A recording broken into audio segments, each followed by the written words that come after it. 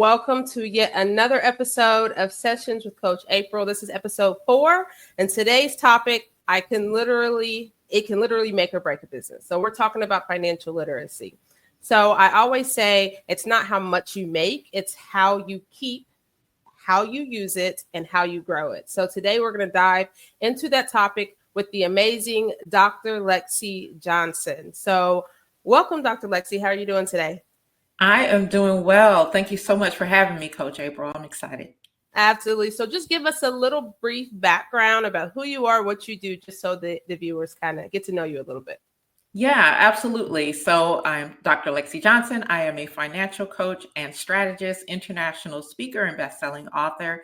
I help women entrepreneurs to steward their money, to produce, multiply, and dominate so that they can be the kingdom wealth builders that they were designed to be. I love it. I love it. And that is so important. And I think sometimes people don't always understand how important that is to actually have a focus on that, specifically on your finances. So let's start with the basics. A lot of people hear the term financial literacy. So I think people think a lot of times that it's just saving and budgeting. So, but for entrepreneurs, it's way deeper than that. So tell me, what does financial literacy mean to you in the context of entrepreneurship? Yeah, absolutely. And thank you for that question. So I want to first say to you, to all the people that are listening, your audience that is listening, that I teach from a kingdom perspective. Mm-hmm. And so for me, financial literacy doesn't really look like what the world teaches as financial literacy. But it starts with, number one, stewardship, and understanding that nothing that we have is our own, that God owns it. We don't own anything. We are stewards, and we are, that's our position. We can manage some things for him, but we don't own it. So it starts there, right? The rest of it is just understanding the purpose of why we even have money. What is this resource for? And as I mentioned in my intro, that our mandate is to produce, to multiply, and to dominate. And so we have financial literacy is learning how to make the money. It's learning how to multiply the money. And then it's learning how to teach others to do the same and to leave a legacy. Okay, so say those 3 words again. Tell me your mantra again.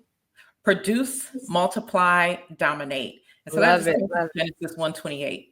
Okay, I love that. So why do you think, in your opinion, do most business owners, especially new business owners, why do you think they overlook this area? And then tell me, what does it cost them when they do overlook it?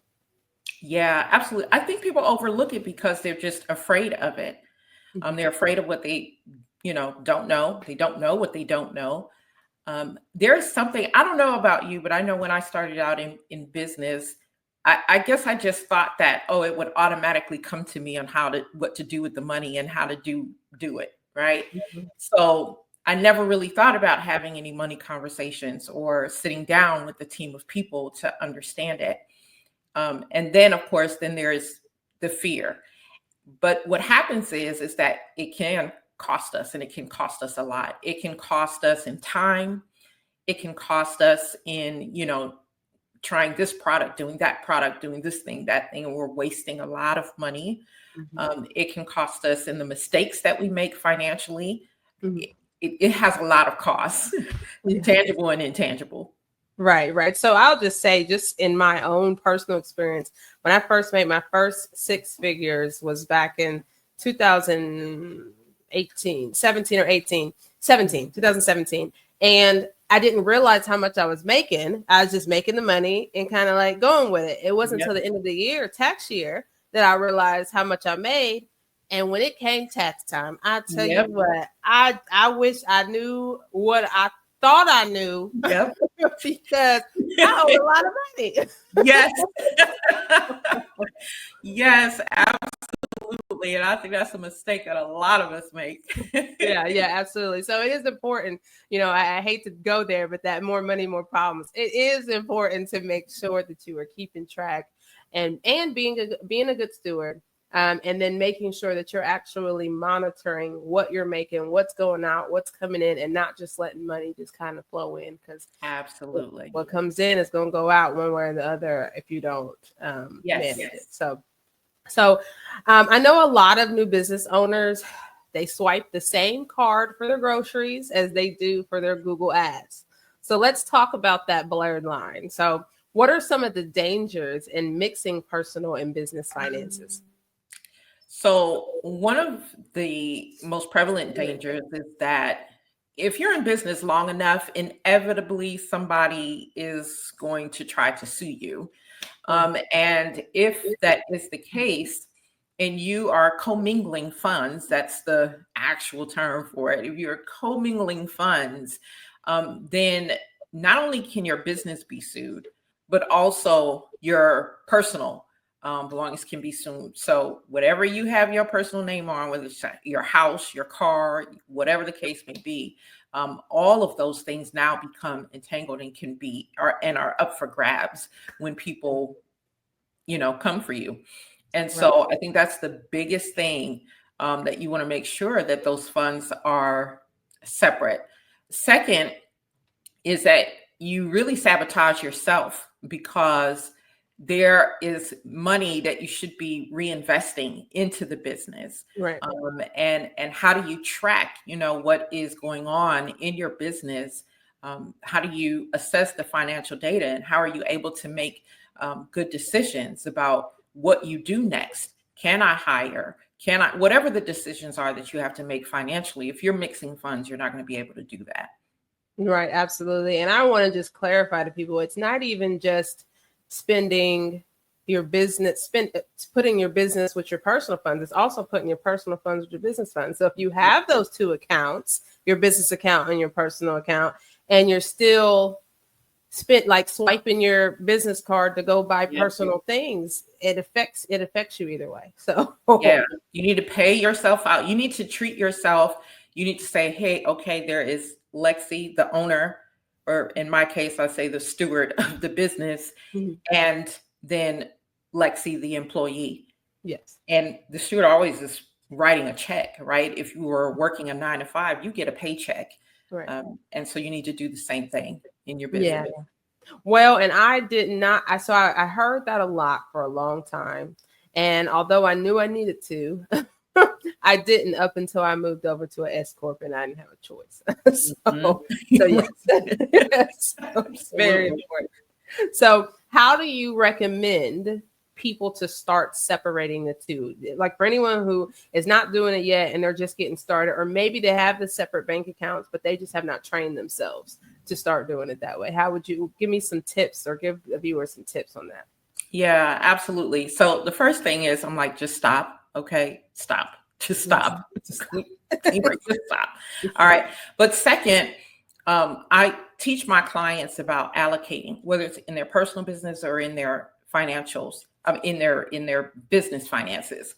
And so you want to assign every dollar. Every dollar has a job. And so we have some, main categories. So one would be your operating expenses, of course. Taxes is another category.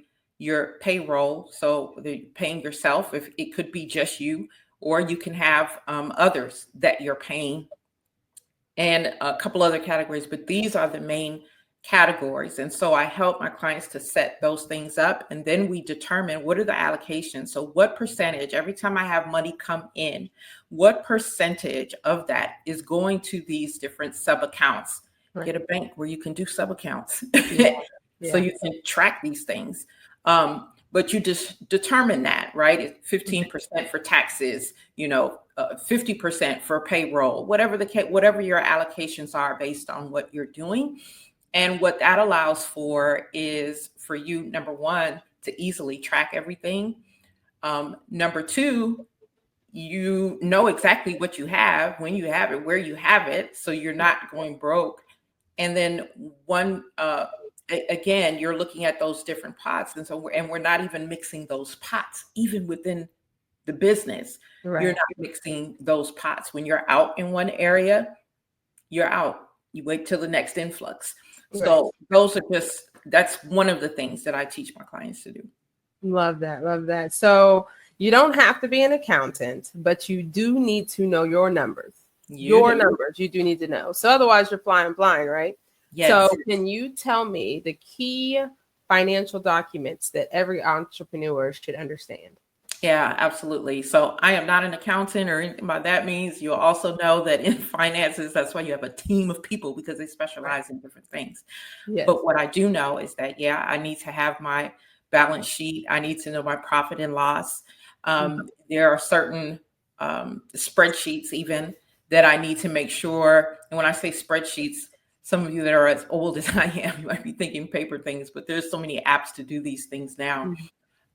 But just these things that allow you to, those two are the main ones, because when it comes time for taxes and things like that, that's what your accountant is going to ask for.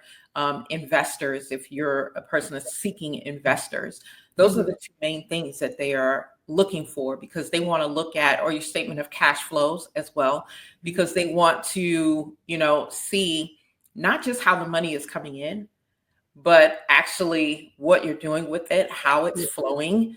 Is it steady flow? So those three are ones that I know for sure. Yeah. Well, and even in the sense of like things you may want to do to grow your business. So I know if you want a loan, so we do financing at my company. If you're doing it specifically on your business, they want to have those documents. Absolutely. Something that you may not think about that they ask for. So government contracting, certain set asides that you want to kind of help get contracts in your business. They want to see how your money's flowing too. So they want profit and loss. They want balance sheets. They want cash flow. Like, they want to see all that. So it is important for a lot of different reasons. I mean, this is showing how your business manages its money. So yeah, it's showing the health of your business and letting them know, do they want to take this risk on you? Absolutely. So let's get into some real mistakes that we see entrepreneurs make when it comes to their money. And they probably seem normal, but tell me one of the biggest mistakes you've seen for brand new entrepreneurs within the first maybe 2 to 3 years that they make when it comes to their finances. Okay. So as I mentioned, I teach from a kingdom perspective. So the first mistake we make is that we think it's ours. It's not. Okay. It's not our money. All right. We don't own it. We have to realize that we are just stewards of it. The other mistakes that I see made is that you don't think that you have a need for financial people. I don't need an accountant right now. I don't need a tax person right now. I don't need whatever person, the financial advisor. I don't need those people right now. I will get those people when, and then you attach some big, huge dollar amount to it. And the truth is, you may not get to those dollar amounts if you don't have those people on your team. And you might think that, it costs a lot of money to get those people, but there are various ways in which you can have, even if you have a couple of them, you don't have to have the whole team, but a bookkeeper to begin with, and a tax person to begin with, right? So that's another mistake, a huge mistake that I see a lot of entrepreneurs make that cost them. And then I think the other is what we talked about earlier with the commingling of funds, and then just not saving for taxes. That's another one that gets new entrepreneurs. So those are some pretty common mistakes that we make. Yeah, I was guilty of the tax fee. So me too. So how can people avoid the I make money, but I'm always broke trap? And I know a lot of people. So as a business consultant, I deal with a lot of, and I deal with operation scale and growth. So I get to see a lot, right? So there are a lot of people who are kind of stuck in that, I'm innovative, which means I'm always creating, but they always are spending. So how do the people avoid the I made money, but I'm still broke trap? And you said it right there. The more we make, the more we spend. And so in order for us to avoid that trap, we have to not be tempted just because I've made $5 more this week to now go spend $10 more. Because that's what we do, right? So we need to make sure that we are, just because I made $10 more, I really need to analyze, how it probably should be, how many more times do I need to make this $10 before I go buy that extra piece of equipment, before I bring on the contractor or the whomever, right? Mm-hmm. So just because you have $5 more does not mean that you actually have $5 more to spend. Right. And I think that if we do a better job of allocating, tracking our finances, that we would also do a better job of keeping, right, when we're supposed to keep, but not only just keeping, because as you said earlier, growing it, which is right in alignment with what I teach. So we make it, we keep it, not for the sake of hoarding it, but now how do I take this and multiply it so that I can scale, so that I can grow, so that I can dominate in this space.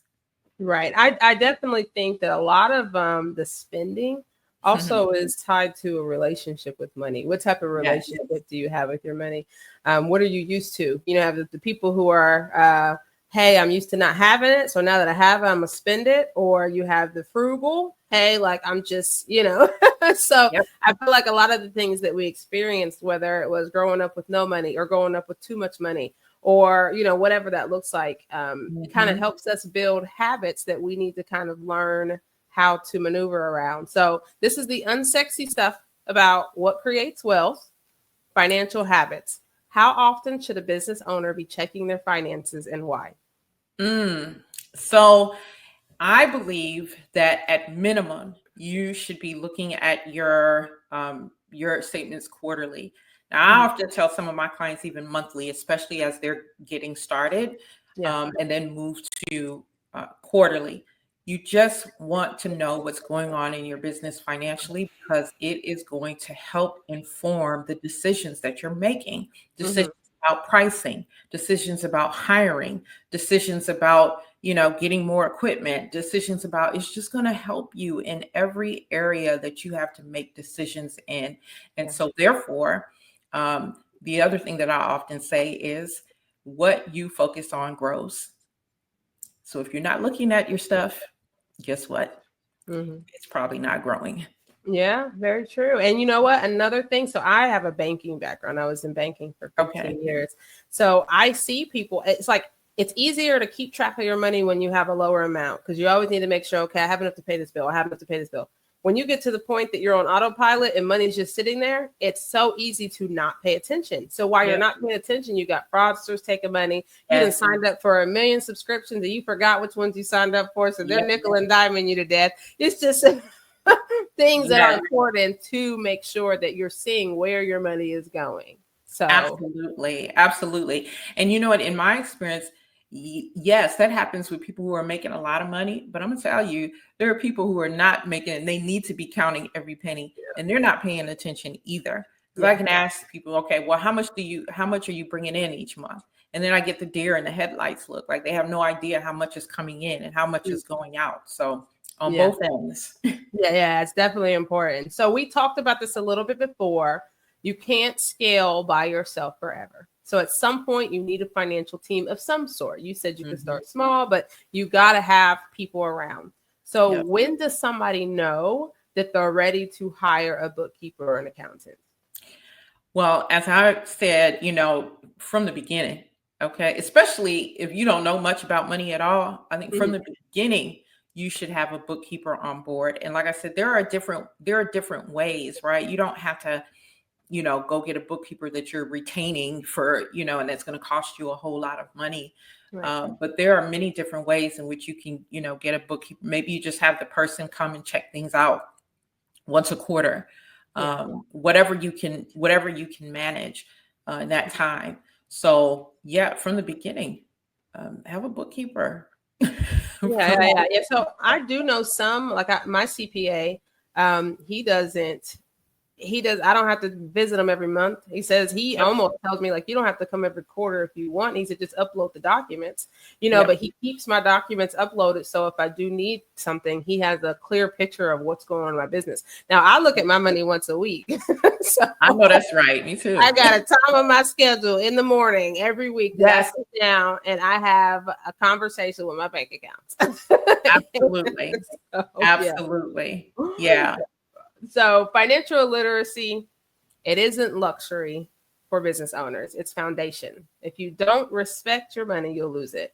Absolutely. So with that being said, can you tell these business owners, entrepreneurs, even in people who are inspiring to be entrepreneurs, or even just regular day career-driven people, everyday people, some advice on how to manage their finances if they're possibly struggling, or hey, this is something I'm going to be getting into in terms of like, hey, I'm 18, I'm about to move out on my own, or 21. Just some tips in terms of like managing their finances.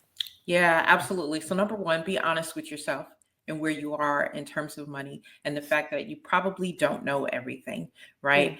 When I before I got into this field, that was something that I had to tell myself, like, you don't know, you think you know it all, but you don't know it all. Okay. So let's get that out the way. Yeah. Yeah. Second, again, realizing that as for the kingdom citizens out there, we don't own it. It's not ours. Right. And we have it because we are to be distributors and we're to be problem solvers and those things. So that's what that tool is for. Yes. Third,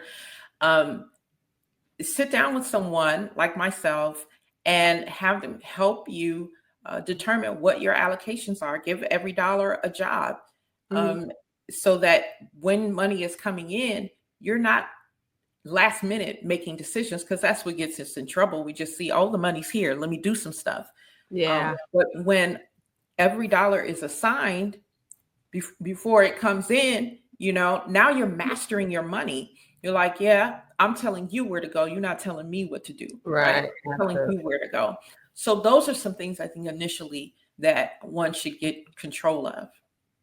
All right. So Dr. Lexi, first I want to thank you for coming on, but I would like the viewers to know where to find you. Do you have anything coming up? Do you have any kind of like programs, courses, coaching, anything that you can tell us in order for the viewers to connect with you? Yeah, absolutely. So you can find me on all social media at the Lexi Johnson, at the Lexi Johnson. My website is mm4h.life. That's short for Money Mastery for Her. .life, mm4h.life. And I just released a book, just had a book launch. It has done very well. It's called Stop Begging God for Money. So you can get that on Amazon or on my website, authorlexijohnson.com. And yeah, in August of 2025, we'll be starting our second cohort of Financial Rebellion. And so again, if you're following me on any of those platforms or go to the website, you can find more information on that. Okay, well, thank you so much. And I know now I know about your book, I'm going to go get it. So everyone, everything she said, from websites to where to connect, it's all going to be here at the bottom of the screen. Dr. Lexi, thank you for dropping gems today. To all my listeners, I hope you leave this episode knowing that financial literacy isn't about perfection. It's about progress and it's about power. Thank you for tuning in, and we'll see you next time.